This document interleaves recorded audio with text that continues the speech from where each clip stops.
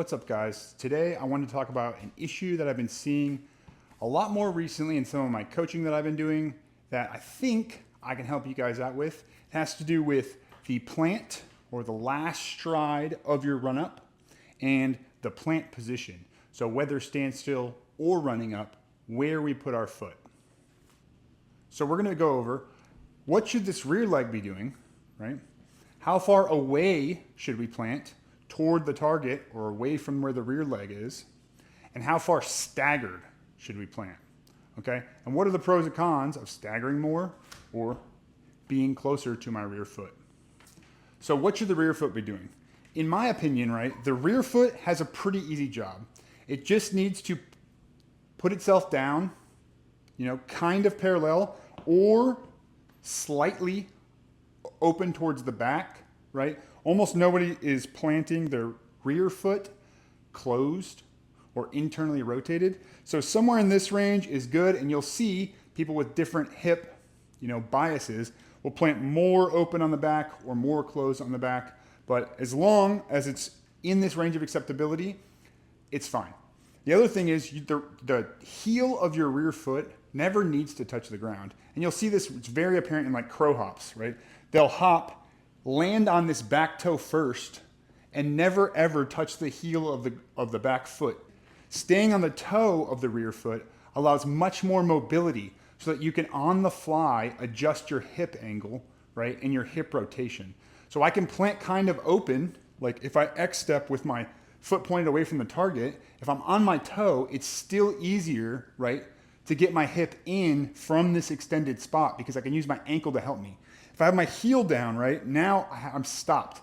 It's basically like my foot is in cement and my leg can't rotate. Here, my leg can rotate much farther. So that's one thing to look for. Stay on the toe of your back foot, and you really don't need to let the heel touch at all. So how far away should we plant?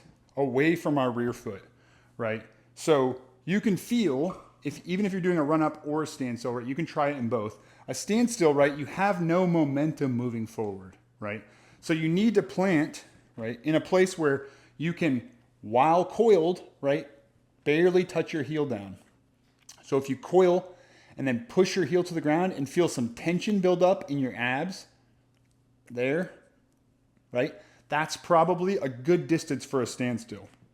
So for me, I coil really hard, and then right here is probably great for where I should plant my front foot. And if you'll notice, my toes are both pointing, right, after I plant my heel, kind of backward from where I would be throwing, right? So my front foot is closed and my back foot is open when we're in reference to the target, right?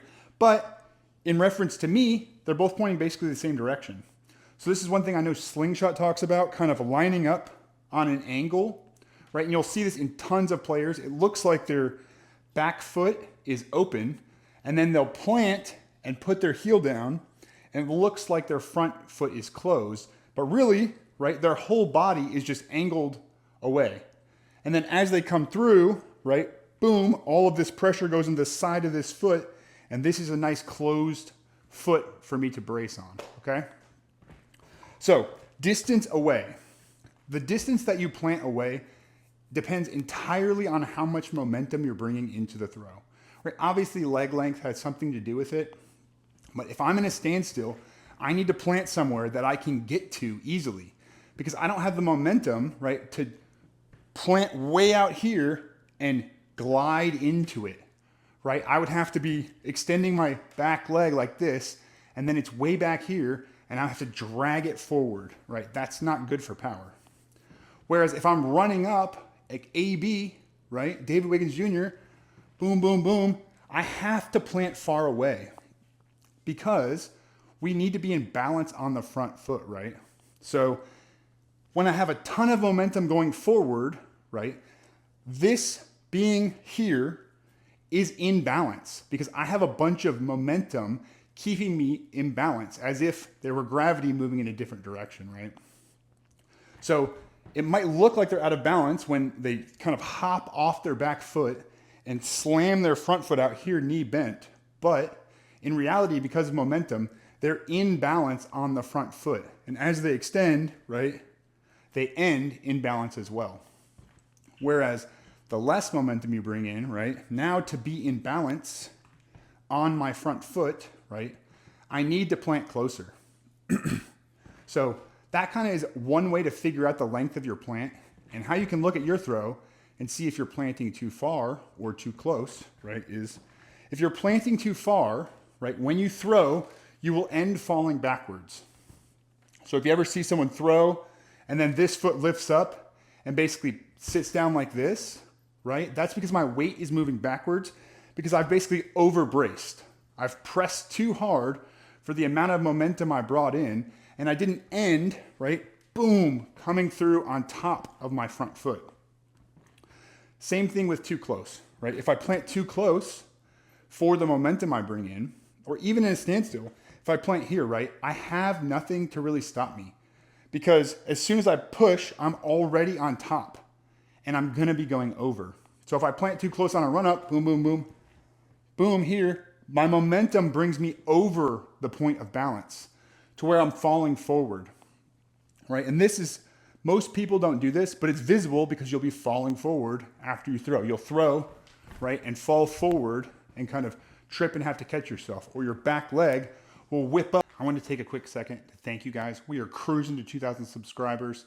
So if you're not subscribed, please take a second. Just hit that button. It costs you absolutely nothing. And be sure to stay tuned to the end of the video where I talk about what we have coming in the next few weeks, including my own personal workout plan, explained and walked through, up to keep you in balance. So if you see this in your throw, it's because your body is using this to anchor you backward because you have too much force going that way. Let's talk stagger. This is the one that I most commonly see messed up. Okay, so we're here, we're on our back toe. We've got how far we're supposed to plant. We're not falling forward. We're not falling backward. So why does stagger matter? What's the difference between here, my back foot is in front, even my front foot is in front, slightly staggered, where my front heel is in line with my back toe, and very staggered, right? Where I have a pretty big gap between my back foot and my front foot. So it has a lot to do with like bracing, right? And lateral movement being stopped by the front foot. So you can feel, right, if you're on your back toe and you're in line with your front foot, when you go to rotate or put power through, you feel this left side, right, just start coming around, right? And this front foot kind of gets put in a not great position. It's not so much getting pushed backward, right, or snapping the hips as it is just ready to spin, right? I'm basically putting the torque on it that's making it internally rotated and wants to spin, right? Because I'm not really in a very athletic position. So if you are planting parallel, you might find this back leg flying around, right? And planting parallel is good for something like an anhyzer or a flat shot, because in order to stay in balance, I need to be straight up and down, right? It doesn't allow me to have too much lean forward, too much ab activation, right? Or I get put on a hyzer. So if I plant here, have the ab activation, I'm now throwing, you know, a 10-degree hyzer.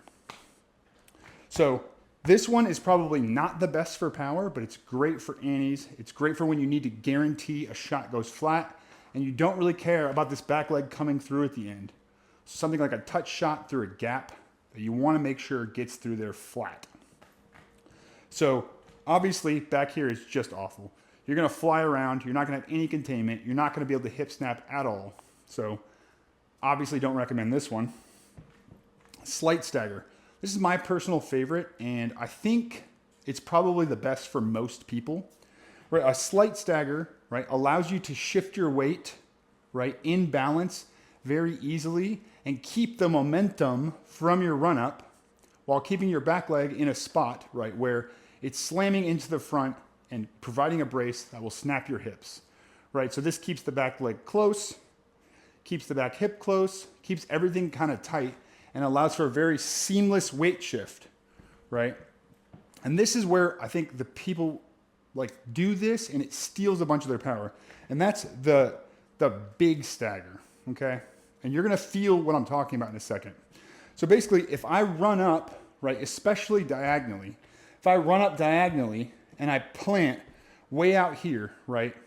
What happens is, one, I have to bend my leg. Two, I can't be leaned over because that puts me like completely out of balance. And you can try this. Plant with a big stagger and try to stay leaned over when you do it, right? So, right, I'm losing all of my momentum and I'm stretching this back leg out so it's not capable of propelling me forward, right, onto my front foot. So my front foot is just too far away from me for me to get to it effectively. So I lose all my momentum just to get there, and then I only have extension to use. Instead, right, what we should do is toe of the rear foot, get into a coiled position, right, and kind of feel where can you plant your toe, right, that allows you to get your heel down, right, while creating tension in the abs and doesn't, right, put you out of balance. If you plant here, you can feel this back leg is crazy bent. I'm no longer, right, coiled into my butt cheek. I'm like forward, my hip is forward, opened, right, to get to the plant.